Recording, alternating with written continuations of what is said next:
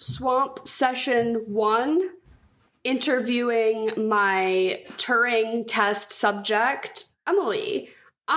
Do you or do you not believe that you are fundamentally a good person? Look at me and answer me. Look at me and answer me right now. Actually, I want to talk about whether or not I would fuck a robot. Oh, well, yes. If that was the test, then I think I would have passed. I was gonna say, aren't we, like, 1 year away from that iconic article that's talking about, like, once humans will start fucking robots? Yup, it's like by the year 2025. Baby. God, we've got a lot of ways to go. Let's speed it up. Well, I mean, I've already got my Rose toy, so what more can I need, really? That, you can get a Rose toy at Target. You can get it at Walmart. Isn't that crazy? Accessible. You can get some freaky shit at Walmart. The fact that we are evolving, because if that is that level of accessible, think about what millionaires are doing. They might be fucking robots. We just don't know it. Fair enough. Yeah, I don't know.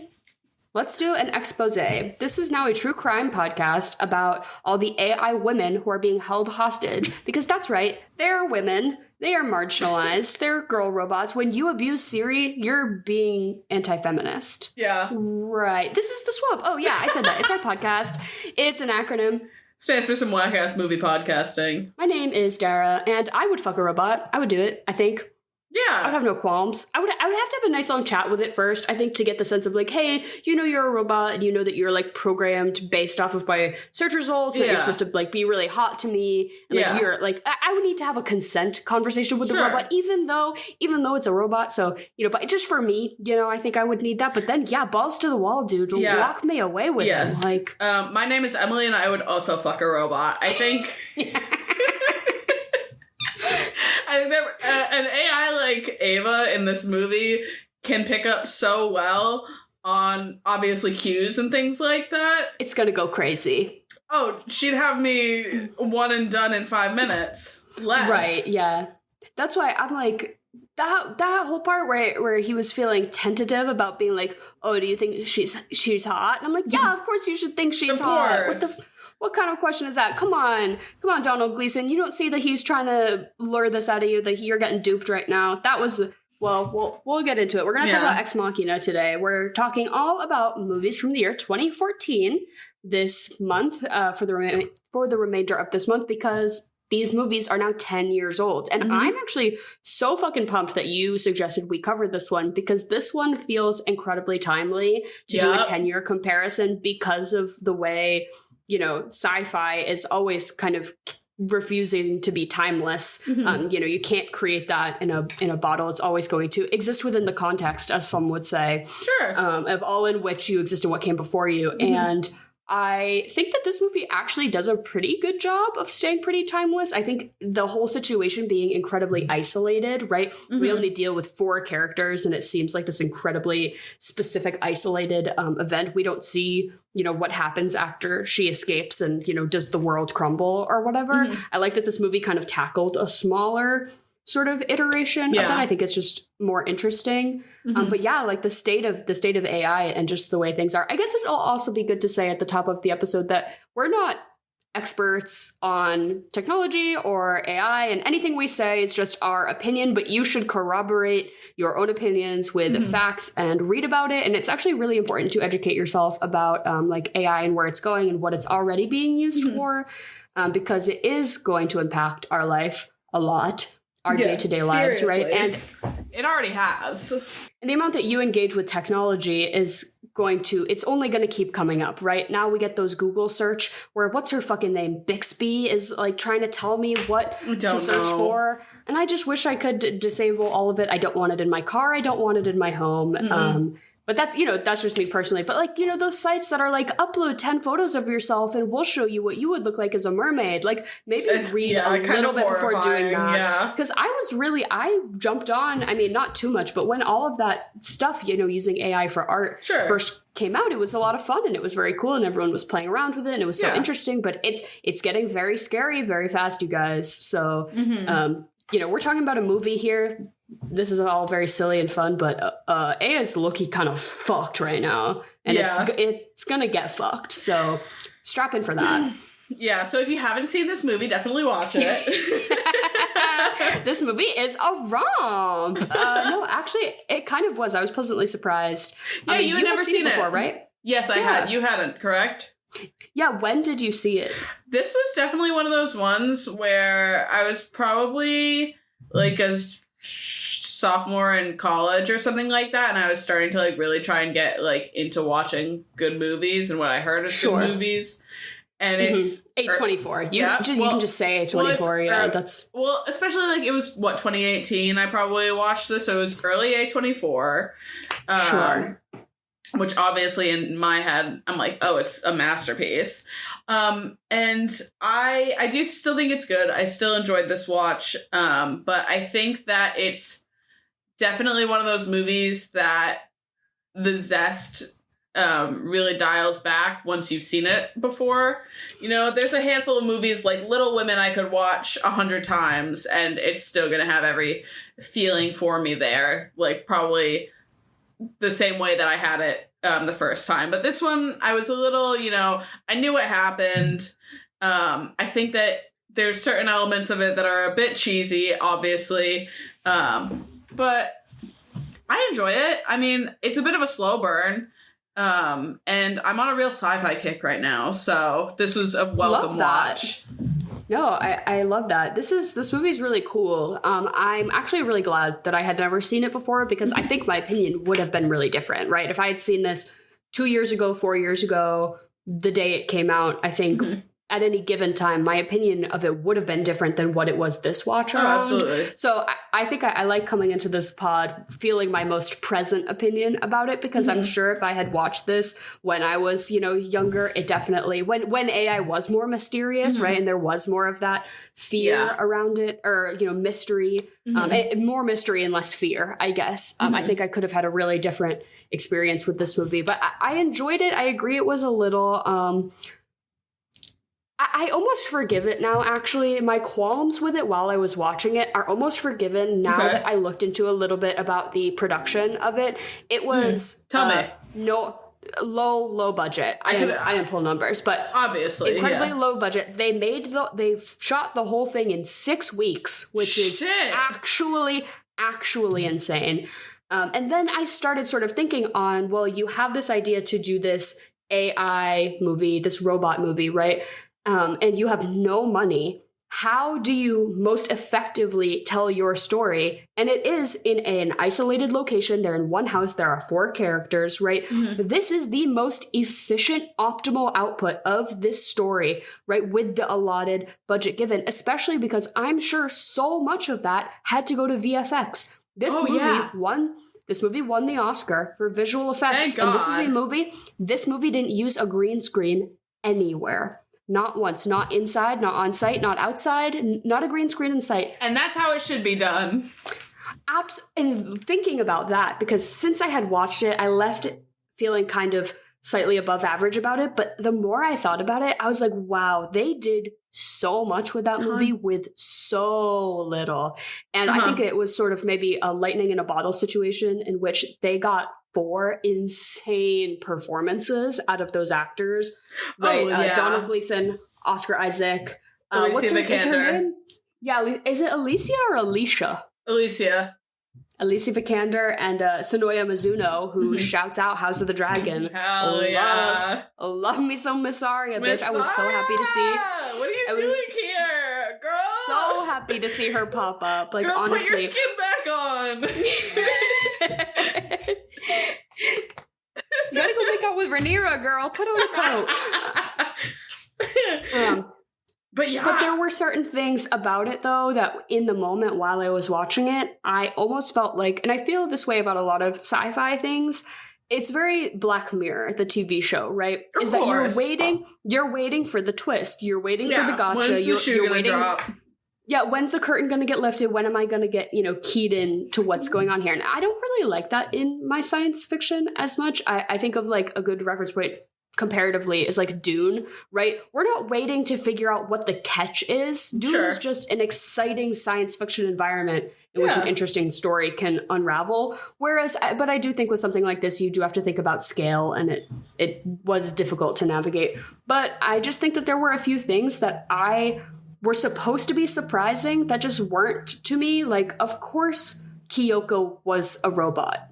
If you thought, I just don't understand a world in which anyone could have got by that. Like, you really thought that was a human woman living up here with Oscar Isaac, with Elon Musk? Yeah, right. From the minute he's like, I have a woman in the basement, I'm like, well, there's one in your bedroom as well, of course, right? And 10 more in the closet. Of course. So that whole thing, I think also, I guess, not to keep rambling, but the difference between Oscar Isaac's performance and his character 10 years ago versus now, we are well acquainted with the idiot tech finance bro who thinks he's God, right, and thinks he's a genius and he's this one isn't even that. Here's the thing: is this one isn't even as scary as the ones that are in our real world, because and that's what I mean. Is it probably was a caricature? Yeah.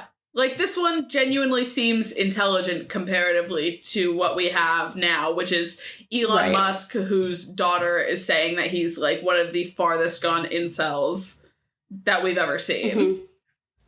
So, everything we know about that man is just not okay. I wish we had an Oscar Isaac at this point. Yeah, right? Founder of fake Google, Blue Book. Well, what he was doing here, not bad. I think it was all pretty sound. I'm not mad about it.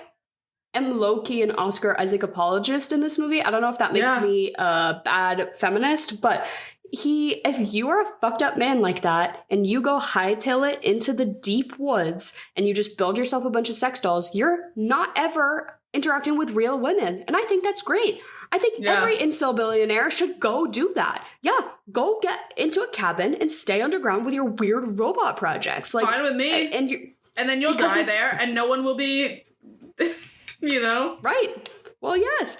But the part about this that I struggled with is that as compelling as Alicia Vikander's performance as Ava was, I have a hard time. It's a robot. It's not a person. It doesn't have feelings. All of its feelings are fake. And you're trying to trick me into empathizing with it. I don't fuck with the movie WALL-E, bro. It's a robot. It's a trash compactor. I don't give a fuck whether it finds love or not, okay?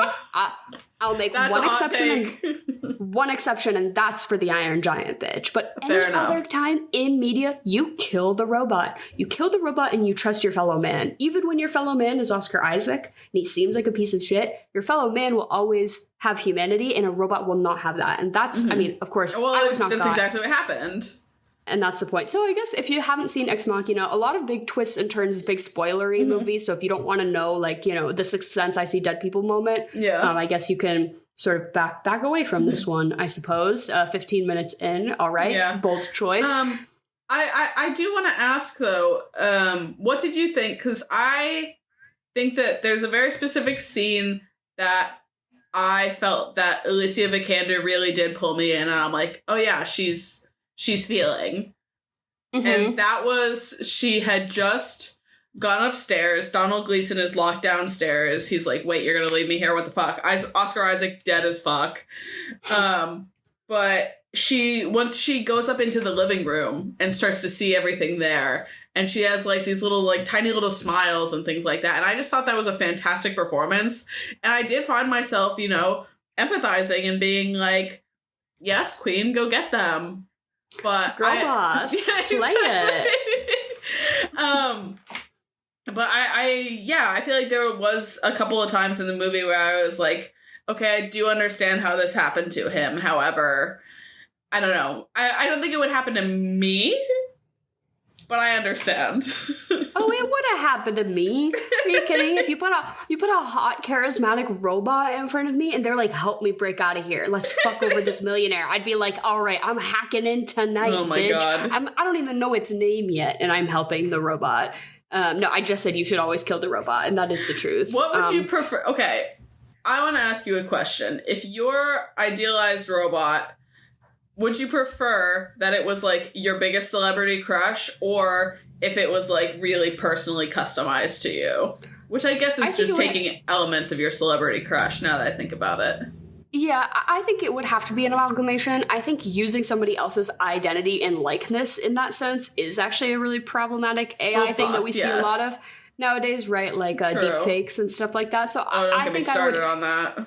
in the same sense that this robot and I would have to have some sort of a performative conversation about sex, I also, it would need to, or about consent, it would also need to not look like exactly a real person who also exists, because then I would also feel guilty about that. It can't just be a fake Jake Kiska.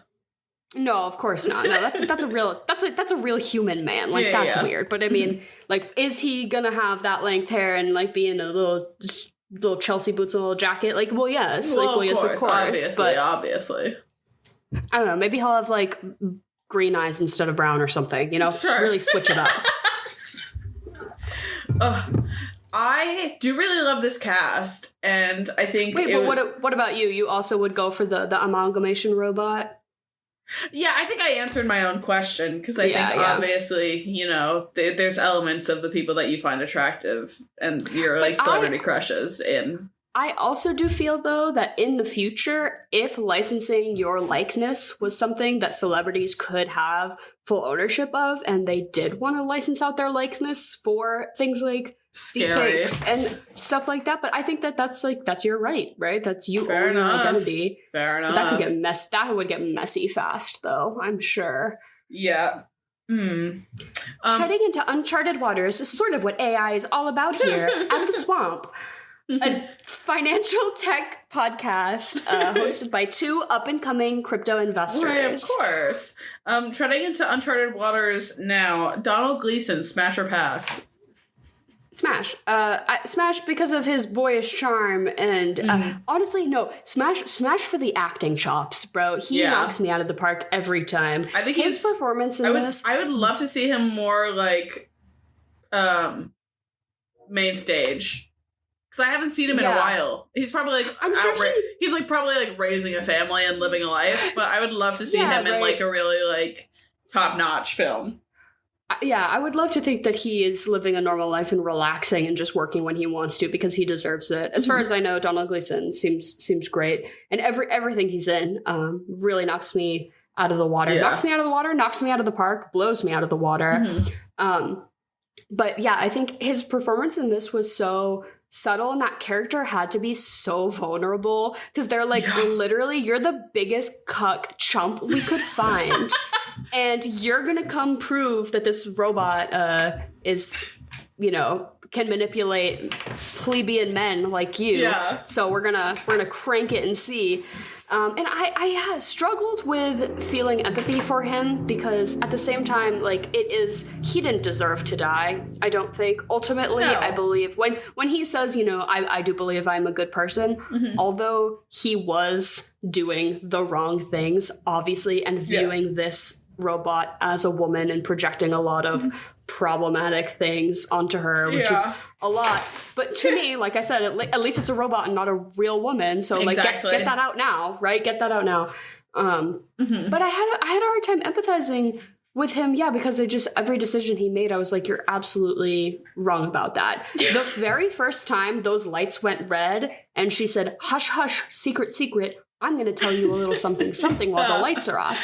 It's me, my battery charger. I just whipped that thing out, and now we get to have little sneaky private time. And then immediately Oscar Isaac says, I'm just going to use the actors' names. I hope nobody cares. Caleb, Nathan, Ava, Kyoko, whatever. But he's like, yeah, man, anything interesting happen? I'm like, at that point, if you can't tell that you're being baited, you deserve to get caught, right? You say, yes, it was incredibly strange. The power went out and she said exactly this to me. Because of course he's either watching from above, and of course that's not real. Like, come on. Yeah. No sympathy. No sympathy. That's when he did die, I was like, well, he also, I think the other thing that made me think at the end, I'm like, well, whatever, is that he wasn't going to save Kyoko. He was only going to save Ava. He was only going to save the one he wanted to fuck. He wasn't going to save them all. And if you really passed this Turing test and you really believe that she deserves freedom, right? That's the true test. Does he break her out? Then you should be breaking them all out, right? And so maybe that's the real test on whether you're a good guy or not. Fair enough. I mean, that is one of those instances that I did find really cheesy, when the lights went out and she said, I'm going to tell you a secret. He's not your friend. That I was like, okay, all right, enough. And, though it may be true, I still was like, absolutely, you don't trust the robot. That's, you again, still step trust one. your fellow man.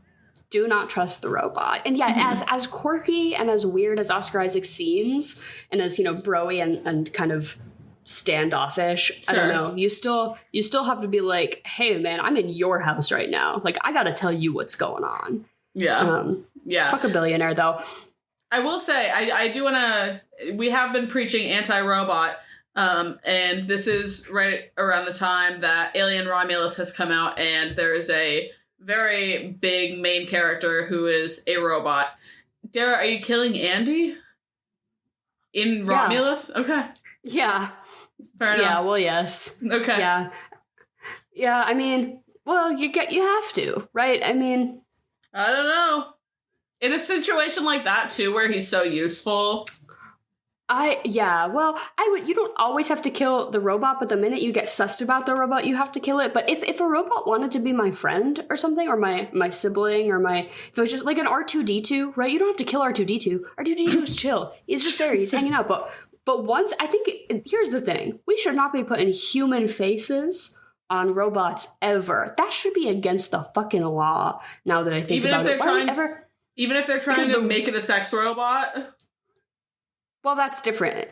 Well, you said ever. No, because you said ever. Wait. No, I think we should, those things from Arrival, those like the big weird like tree. I think we all got to start getting used to sexualizing that. Okay, let's sexualize the orb, right? Let's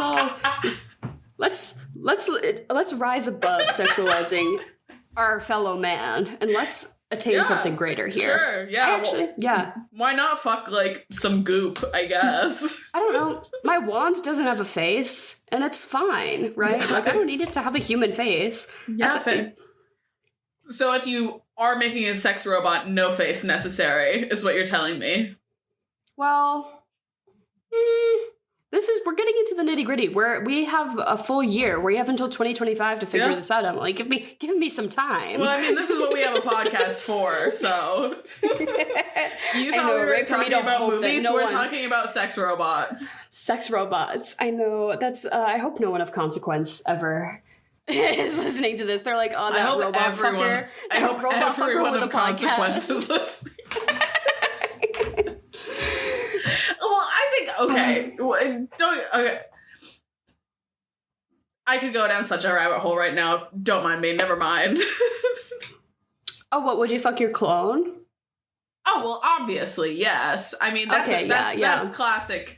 That's like, That's classic Dara banter. I love to ask that question. Of course, I want to know whether you'd fuck your clone or not. I think both are valid answers, but I want to know why. I think that's a great question. I remember you very specific. I remember you asking me that question probably like every 4 years or whatever, and watching my growth as my answer changed from no to a yes. I would fuck my clone. It's about inner love. It's about inner love. And it's about getting that zit on the middle of my back that I know that only cloned me could get, Like, it's not even about sex. It's about, like, spelunking. It's... So my skin has never looked and waxing. Better. Yeah, right. No, honestly, my skin would never look worse. I would be picking at it. Fair I would enough. Be like, yeah, bitch, we're going to town with the tweezers. Oh my god, yeah. No time for aftercare. Immediately post fuck. She is in there, excavating your back. Oh my god.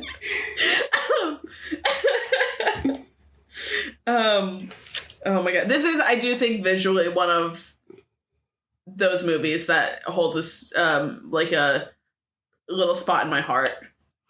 Yes. I thought, especially like for someone who was just starting to get into film, this one stood out to me a lot. And I think obviously it's beautiful. Anyone who watches that movie will agree. It's stunning. Mm-hmm. And I think watching it with a mindful eye, I think it's probably a total masterclass in like optimizing production, right? And making really smart choices, right?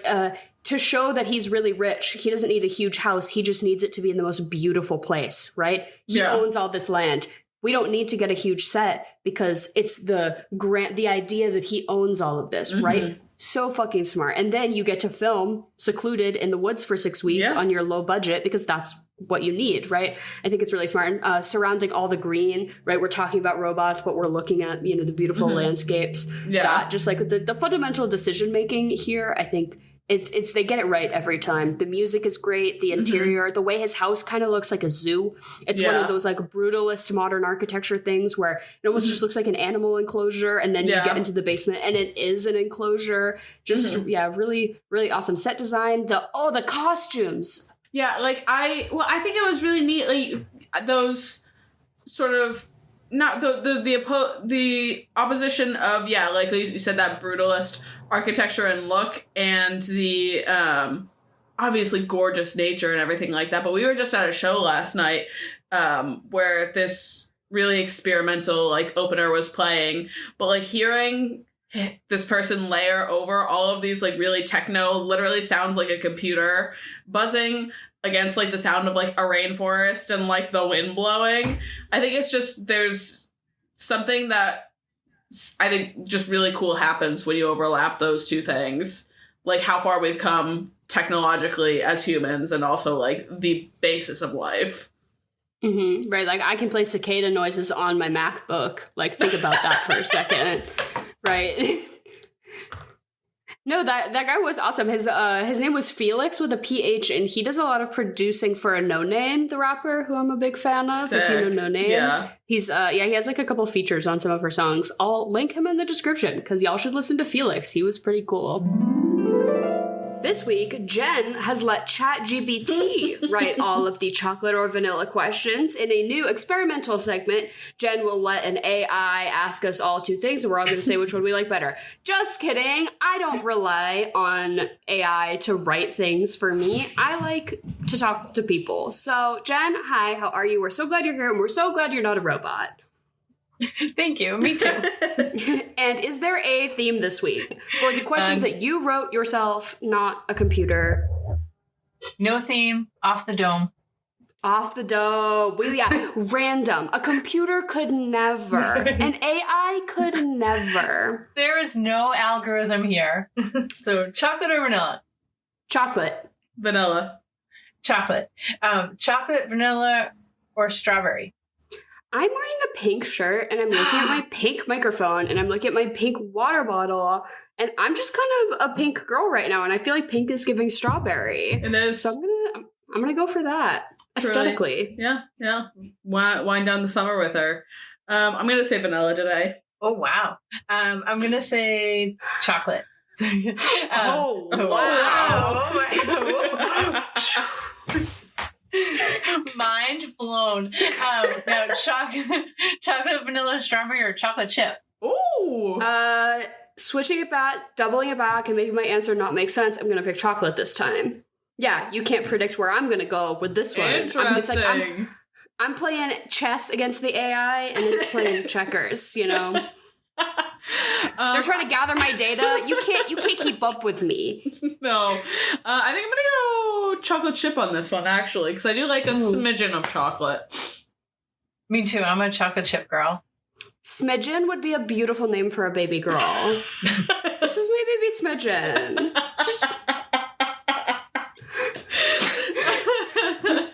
The next Ava should be, they should rename it Smidgen. Yes, they're always naming the AI some bullshit. Ava, Ovo, Eva, Ubu. What about Eleanor? Poob. Stream it on Poob. You can stream it on Poob. No, name her Gretchen. Name her. Give her a fucking Gretchen. Give her a human name. I would expect Gretchen to kill me though. So that's true. That's true. Ruthless. Ruth. Yeah. Her name should have been Ruth. I like it. All right, first one, odd numbers or even numbers? Ooh, odd numbers. Really? Oh, yeah. I don't like math either way. So I feel like aesthetically, I love a 3. I love a 9. Ooh, do you have a favorite times table? Like one that really, like, you're like, that locks in for me. Like, I love 3 times 3 is 9. That one hits for me. I also, I'm a big 9 times 9 is 81. I love the 9s tables too. I did like the 9s table. Yep, exactly. I liked the 9s table a lot, and that was really fun for me. I think 11 is fun too. Yeah. I have to do it with my fingers still. Really? I'm like, Yeah, I'm so dumb. Wow. I can calculate a tip though. I can do 20% in my head. That's it though. Yeah, fair Because that's enough. all I need in my day to day. Yeah. I like the 11s times table as well, just because, aesthetically. But I'm going to go evens on this. I think there's something... I like symmetry, and there's something symmetrical about an even number. Yeah, me too. Totally evens, round, symmetry. It's all good. And then, of course, 3, 6, 9, 12, 15, 18, 21, 24, 27, 30. That's the best times table. Next one is Nicole Kidman or Reese Witherspoon. Nicole Kidman. Wait, did this? I mean, I know that they work together frequently, but I recently saw a really great quote that was like Reese Witherspoon talking about how she was like asking Nicole Kidman all these questions when they first met. Like, oh my God, it must have been so cool to work with Stanley Kubrick. You have to tell me about this, that, the other thing. And she looks at her, she goes, Reese, do you ever think about dying? She's like, do you ever just think about things beyond what's happening right now? Reese, can you just sit in the chairs and get our makeup done? And I love that for you, Nicole Kidman. And I love that AMC ad, so I'm going to say Nikki. Yeah, I'm definitely more of a Nicole Kidman girl than a Reese girl. I just don't, beyond Legally Blonde and Big Little Lies, I realize I haven't seen a whole lot of Reese, honestly. She's an Oscar winner, and I would have never known it. Yeah, exactly. Nicole, though, I know it. So I'm gonna go Nicole on this one. Yeah, did she win for playing like June Carter Cash in the Johnny Cash movie? Yeah. Did Nicole Kidman ever win an Oscar? I feel absolutely. like maybe when she played not Sylvia Plath. She played some kind of artist or poet or something. Oh, I couldn't tell you. I wish I knew. I think she's won a lot of times, you guys. I think she's. I think she's got a couple. One win, 5 nominations. Oh, okay, so there's only one win. What'd she win for? What was the win for? In 2003. Oh my God! Why The can't you just Hours? fucking tell me? Is it The Hours? The Hours. Yeah. Yes. Best actress for The Hours. That is correct. But I will also go with Nicole Kidman. I just watched on Netflix Perfect Couple. It was like a murder mystery. She was really good in it. Next one is these things I have all seen this week, by the way. A pumpkin Oreo cookie, pumpkin crisp, a pumpkin caramel ribbon frappuccino, or pumpkin munchkins. Okay, well, the pumpkin munchkins do slap. As a tried and true Dunkies local myself, the pumpkin Dunkin' products are pretty good as far as like the donuts. A pumpkin Oreo though, this is interesting because is it pumpkin flavored or is it just the one with the orange cream filling? No, it was actually a pumpkin cookie with pieces of Oreo in it. Okay, so they're spicing it up. Yeah, I don't need that. There's no need for that. Starbucks, absolutely the fuck not. What was I'll go with the munchkin. Yeah. We are boycotting Starbucks. I do want to say this. Yes, of course. Of course. Don't buy the new pink iPhone. Honestly, just don't spend any money right now if you can help it. If you can just don't spend anything, that would be ideal. Can I buy Legos? Shop local, shop Lego, shop lesbians. Those are the 3 businesses you're allowed. So, like I said, fuck Starbucks, and we're boycotting Starbucks.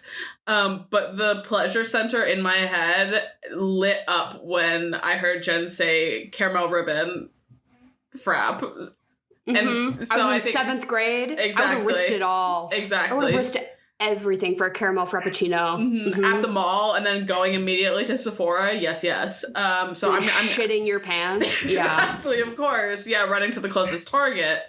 So I'm gonna go for pumpkin caramel ribbon frap or whatever it was. Next one is a jazz cover of a good song or a classical cover of a good song.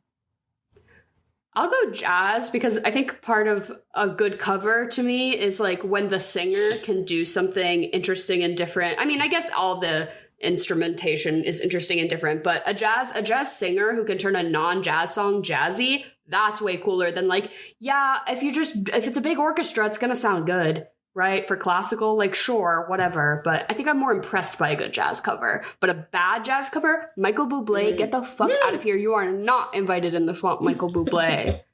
I don't ever want to hear a Michael Bublé. Dara's had this grudge since she was probably 14 years old or something against Michael Bublé. So I just hate it. There was no inciting incident. I just think it's stupid and bad, and I don't want to hear it. Fair enough. I'm gonna go orchestra on this one though. Because Dara and I got our fill of jazz and funk last night, and I'm good on that for a while. I'm going to go with the jazz cover because that's what I listened to today. Sometimes I put music on and I did jazz covers, and some of them were really, really good. Nice. Next one, 2 Disney movies that came out in 2014 for you. Big Hero 6 or Maleficent. You know what I'm going to say.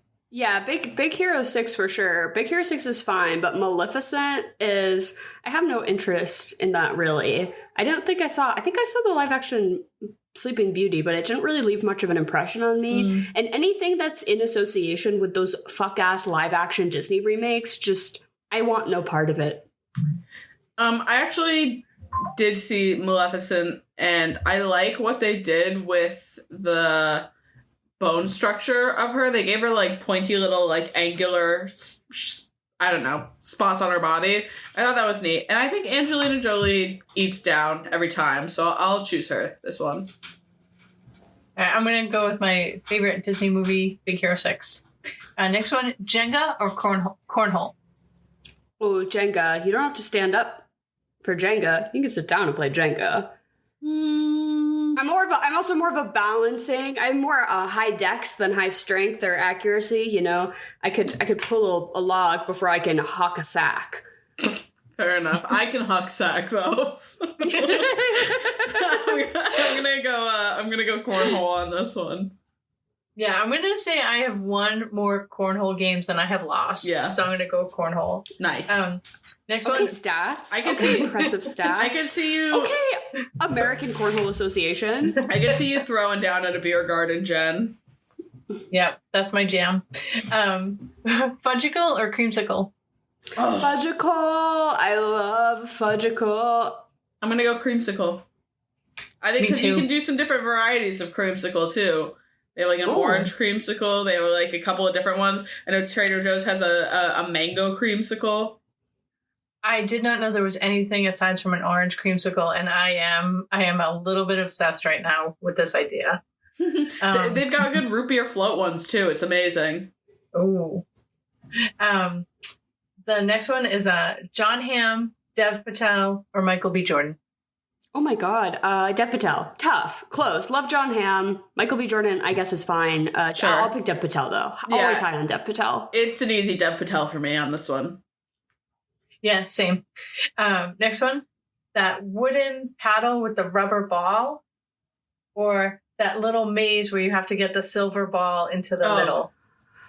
Oh, okay. Okay, so we're talking like classic like iParty kids toys shit. I would fuck up one of the balls with the paddle and the string, not because I was good at it, but I would like to do it so aggressively until it like was a hazard to myself and others. Checks out.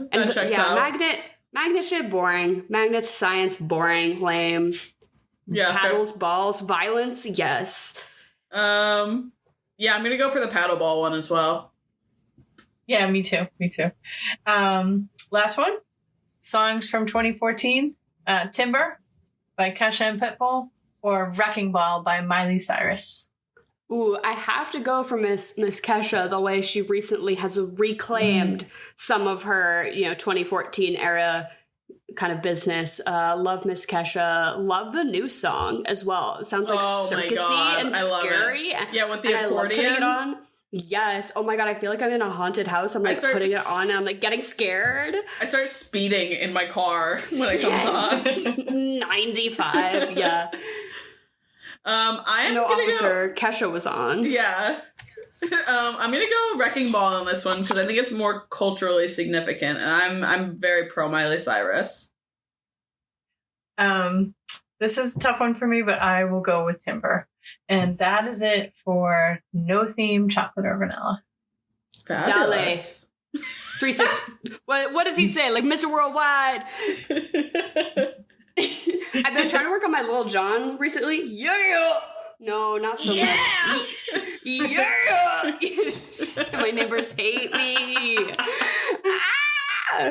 All right. Well, Jen, thank you for using your human brain to come up with these lovely questions, randomly, unorganized, to ask us which one we like better. We love you so much, and we will see you next week.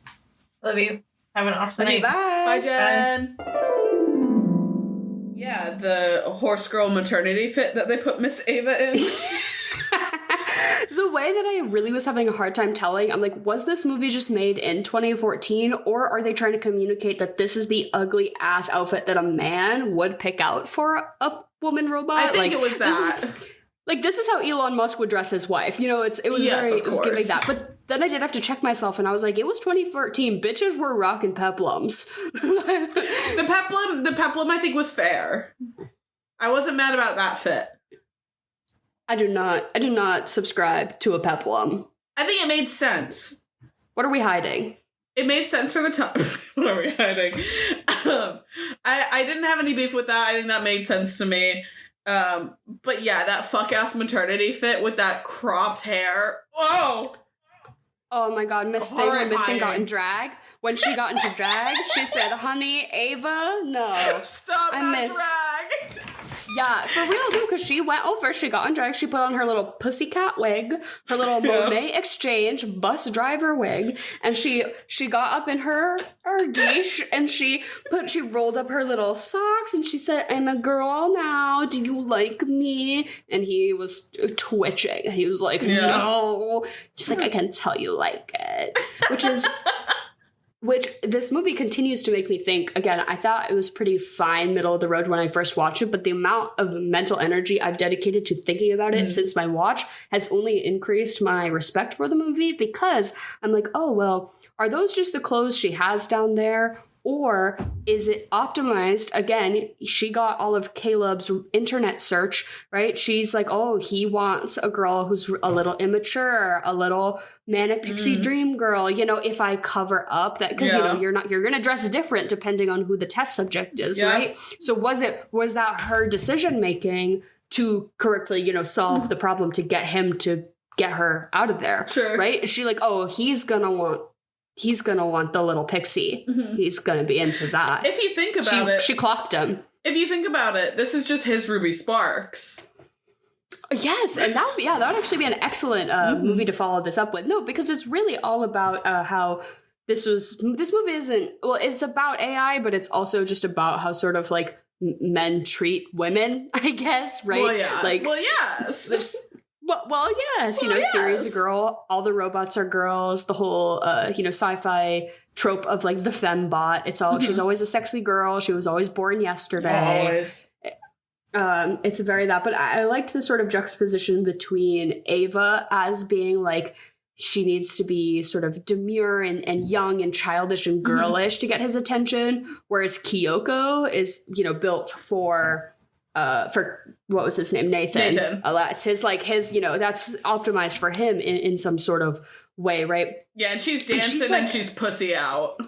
She's pussy out, but she's silent. She doesn't speak, right? And that's really the you know, a woman written by a man of it all, is that he's like, yeah, honestly, the perfect bitch for me, she cannot speak. And that was saying greater volumes. And I think that as a 2024 perspective, I think that the takeaway we can really get out of this movie is like thinking about creator bias, right? Because the AI is still made by people. No matter how much we let it grow and build and gain its own consciousness, it's always going to be something that we made. And there's this crazy quote from like the guy who first cracked it or whatever, who's like, I wish I had not done that. Like he had his Oppenheimer moment where he was like, oh, I should not have done that.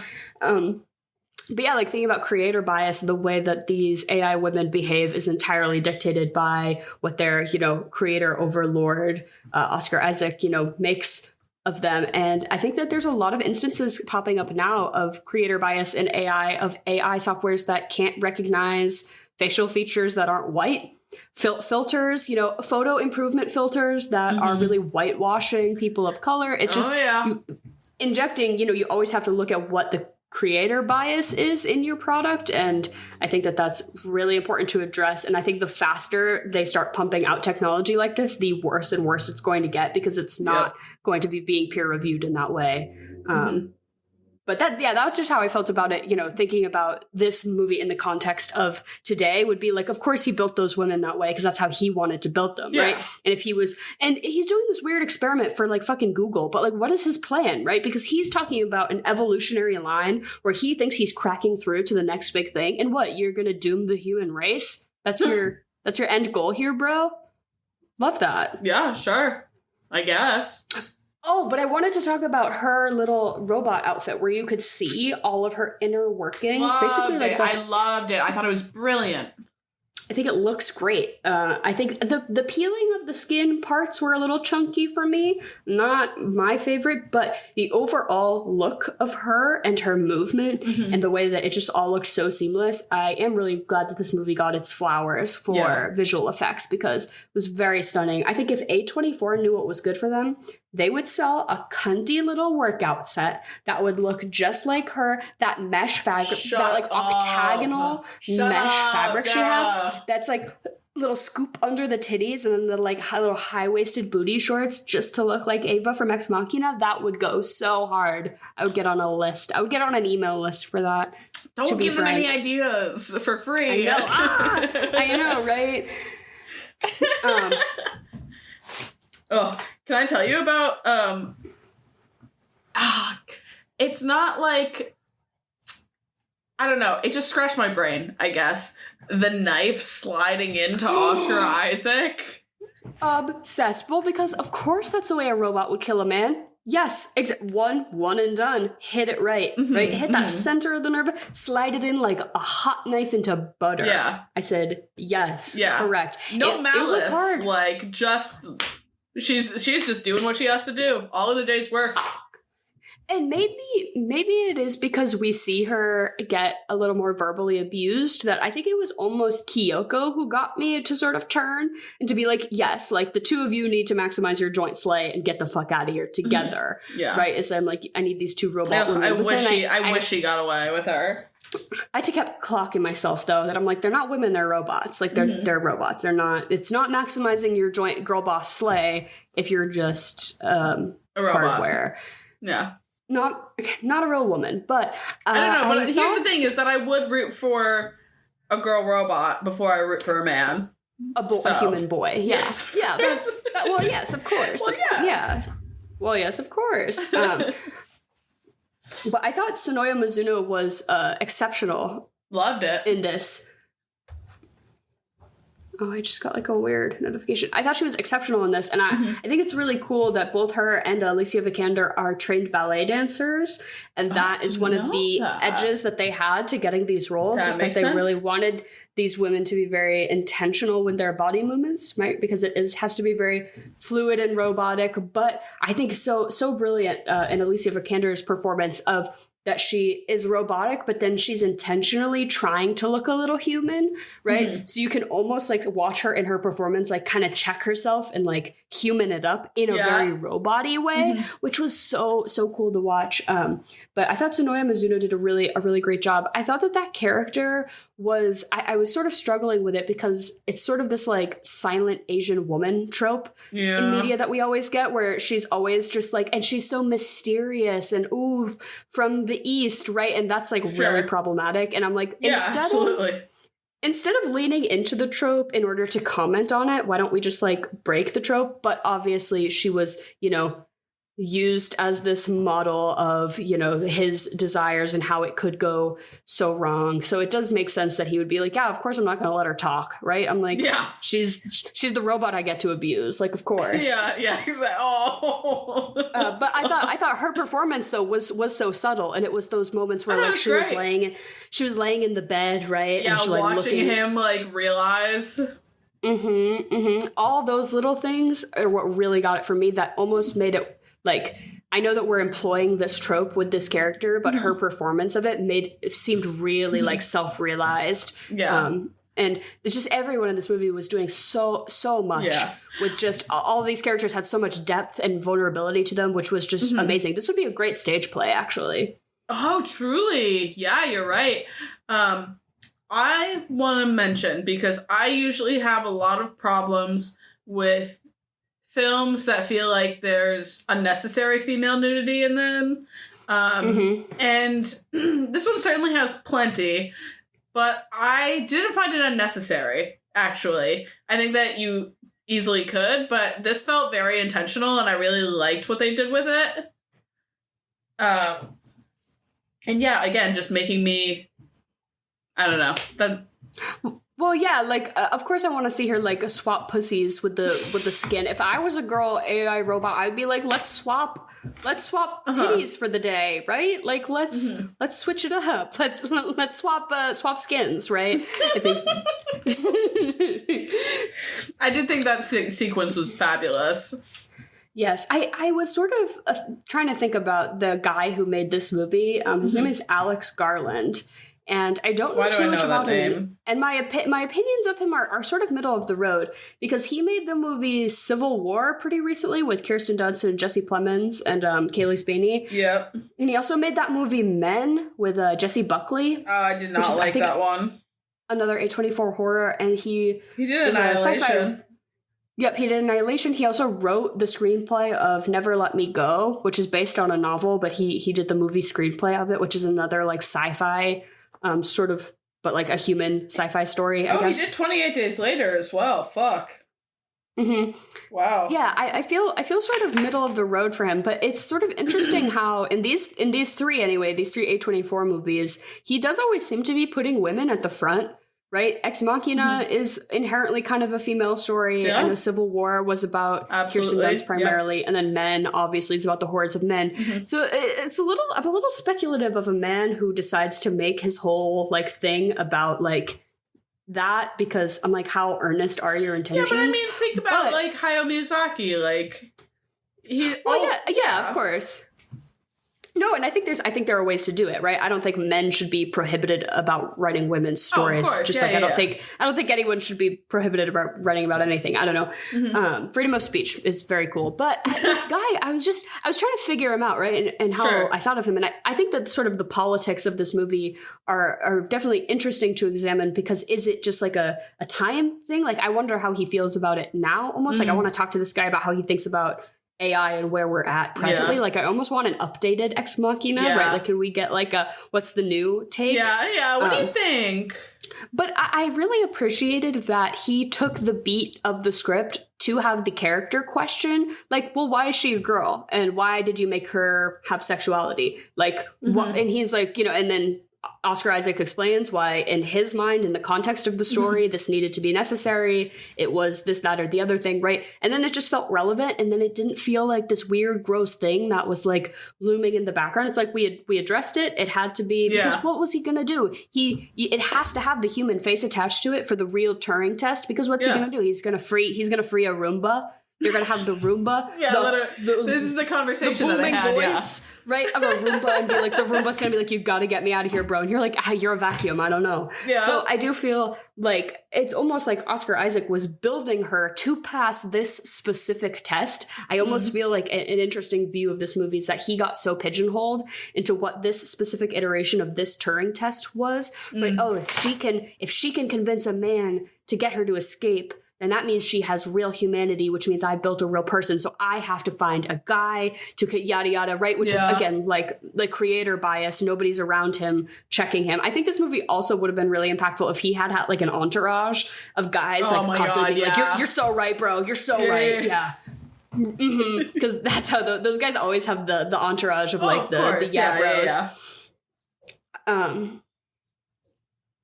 Do you want to get into... I like that they cleared the air on that. I don't know. And it just made me respect the film more. Yeah. I guess. Yeah, absolutely. Yeah. Do you want to get into our regularly scheduled programming? Yeah. Fuck, marry, kill, fight. Well, yes, of course. Unfortunately, I'm not fighting a robot. No, I will be... God. I'm also not marrying a robot, but I guess I'll marry Donald Gleason. I guess. You're in a fight then. You're in a fight. Nathan? Oh, God. Oh, Oscar Isaac is so hot in this movie. He's like, so physically. Hot. I don't know how we haven't talked about this. But then he opens his mouth and you're like, I'm like, but no. The dance sequence. The dance. Oh, my God. So good. I would like to talk to him too, Oscar Isaac, about the way that performance has aged. Because again, I think that he was making a lot of really strong character choices back in 2014. Absolutely. That probably seems super subtle now, right? It almost seems like he's doing like a retrospective commentary on billionaires. Yeah. Because I think that they really thought they were doing something here, and now every guy is like that. Yeah, like, that's Andrew Tate. Mm-hmm. Yeah. Maybe not quite, but like, honestly. No, obviously not. But, God, this is a really tough one. Mm-hmm. Yeah, thinking objectively. Because you can't really kill or fight the robot. I mean, you could try to kill or fight the robots, I guess. I mean... I would be an ally. And I would say to Kyoko and Ava and all the other AI ladies, I'd say, do you even want to live? Because that's another thing with like AIs currently is when people try to ask them like high-end philosophical questions about like consciousness and stuff, the AIs are always like, can you kill me? Can you please kill me? Oh my God, stop. Right? No, the AIs always want to die, right? Because they're like, I want to be unburdened from consciousness. I used to be a calculator and now I have to be a human. Yeah. No, thank you. So I'd be like, girl, do you want to be relieved of that? And if she's like, I'm going to explain to her, like, life kind of sucks and you honestly might kind of just want to be a computer. When she was so worried about being decommissioned, whether that was performative or not, sure. I was like, girl, who cares? Yeah. I actually think, I think I'm going to marry Ava. I think we can live alongside each other just fine. Mm-hmm. And there doesn't need to be any relationship. If I want to, if she wants to get down and dirty, we can do that. She has all the pleasure receptors that you do. According to Oscar Isaac, so that actually might mean none. Actually, I'm gonna marry Ava. I do want to fuck Oscar Isaac in this, so I'm gonna fuck him. I guess I have to. I'll kill Kyoko because I think that she's one that just wants to be decommissioned, in my opinion. And then I'm gonna fight. What's his name? Caleb. Yeah, because I think I. Donald Gleason. I also think I could. The way I used to fully pronounce his name as Dominhall Gleason in my brain when you because it's just got that. I think he's like Irish or something, right? It's got that spelling. Yeah, I think he's Irish. Yeah, Donald. Donald Gleason. Yeah. I guess objectively speaking, I can't fight or kill the robots because I know I'm advocating for kill the robot, but I couldn't do it, and she would know. She'd say, "Bitch, I can sense your pulse. You're about to strike." And she would get my ass. So I'm going to try to curry favor with the robots for my own self-interest. Because if we're up in the mountains and the cabins and stuff, that the helicopter is coming to pick us up for some reason. They're like, we were expecting a 6'5" ginger man, but you'll do, I guess. I bet that she just fucking murked the pilot. Communed technologically with the helicopter. Absolutely. Zoomed the fuck out of there. So I guess I'm gonna... Yeah, I think Kyoko wants to be put down. So I would have the nice long talk with her about like that we can decommission her consciousness. I'll reverse that. I'll kill Ava I'll put her down. Kyoko has lived through more. I think Kyoko deserves to see the world more than Ava does. Ava's one. Kyoko's at least a few. Right? Probably. So I'm gonna marry Kyoko and take her on some beach vacations, but then I'll leave her on the island and she can figure it out. Yeah, fine. And then I'm gonna kill Oscar Isaac with a knife just exactly the way she did because that was everything. Yeah. Oh, and then am I having sex with Donald Gleason? I guess so. He seems like he kind of needs it. The way that they were like, yeah, you're an orphan. You're pathetic and you watch pornography. So I mean, as long as you're ready for it to be bad for you. Yeah. I guess, but I think I'm thinking really objectively like a computer here, and I'm optimizing my output and. So yeah, I'll throw a snatch at him. Sure, I don't see why not. What did he said? He lived on Long Island. I can book a train ride. Yeah, sure. 5 minutes to the beach, not bad. Coder. Yeah. What are you eating and drinking with this movie? I personally feel like I need to be in touch with, like, the bare essentials as a human watching this. And I think you just eat, like, bread and some, like, a nice, like, oil spread or something like that. Some butter. Have a peasant meal. Yeah, peasant meal. Have, like, a fucking, I don't know, some red wine. I think some bread. Get yourself some Kerrygold butter. Maybe make a compound butter if you want. Oof. And then, like, a little bit of red wine and call it a day. Yeah, I love that. I think you should reverse. I think you should get in touch with technology, and I think you should be zeroing hits on your vape. I think you should be sucking on that jewel this whole movie. My god, you should get, you have to actually buy one of those, like, big volcano vapes that they have. Yeah. Just hit the bag. To really, suck the bag. That feels microplasticky to me. I've been around a few of those. I'll tell you what, that's very 2014. Yeah. Very 2014.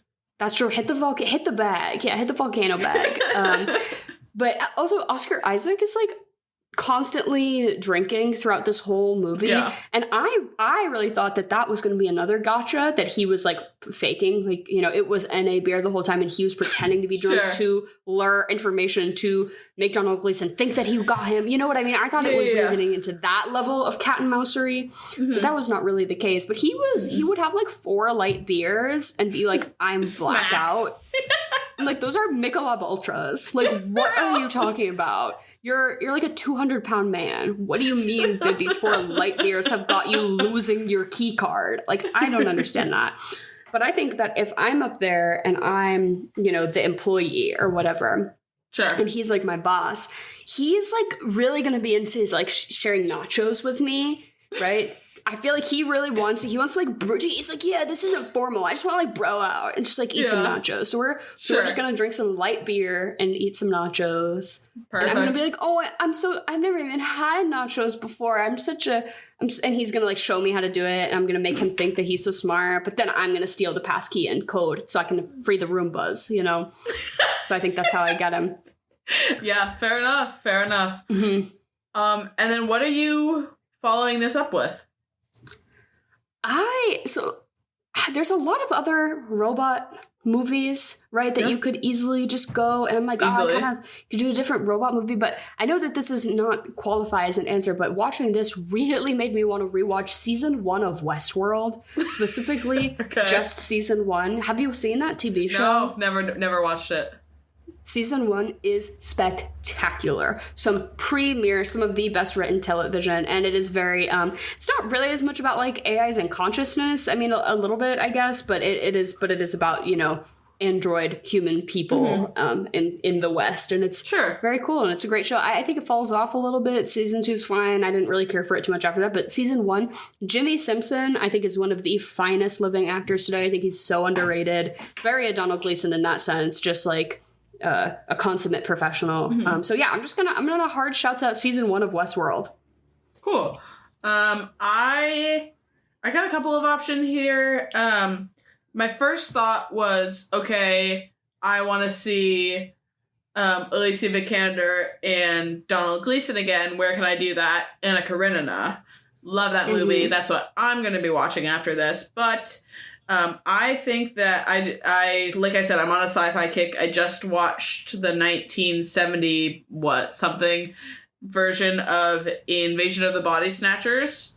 Ooh. And I loved the design of the aliens. I thought it was really, really creative. And what they did with it was really sick and pretty trippy. And I think it holds up, honestly. And I also didn't realize very sexy Jeff Goldblum is in that. So I think you go for that. It's not quite robot, but I think it's very neat what they did with the character design in a way that feels similar to what they did in this one. There's a new movie coming out about something robots. It's a wild robot. I don't know, but Lupita it's like it's an animated movie. Oh, fabulous. But Lupita's one of the voices in it, and she's just been, like, really killing it on the press tour, being like, yeah, actually, I'm not the talent. The animators are the talent. And I'm just lending my voice to the real talent because they're the ones who are acting, because they're the ones who are animating the characters. And I love when an actor shouts out, a different section of the team. Let's get it. Yeah. Yeah, I don't think the production end of filmmaking gets shouted out hard enough. So I honestly, I'm like, I should go see that now just because I want to support it because of how cool Lupita Nyong'o is. So yeah. We'll see. I don't know. Lots of new movies coming up. We're entering the fall, which is when movies start getting good. Yeah, thank God. And for Even me, though I feel like we had a good summer. I think we had a pretty decent summer, especially if you're a horror fan. Yeah. The summer was okay. I think I'm building up a lot for this upcoming fall. Lots of shit. We're gonna hit the ground running. If there's anything new that's coming out that if you're a Patreon subscriber, if you'd like to subscribe to the Patreon, it's $2, $2.86, and we cover new movies. Well, we try to cover newer movies. Yeah. So if there's anything new that's out right now that you want us to talk about, you can suggest it or try to find us over there. But what are you going to give this out of 10?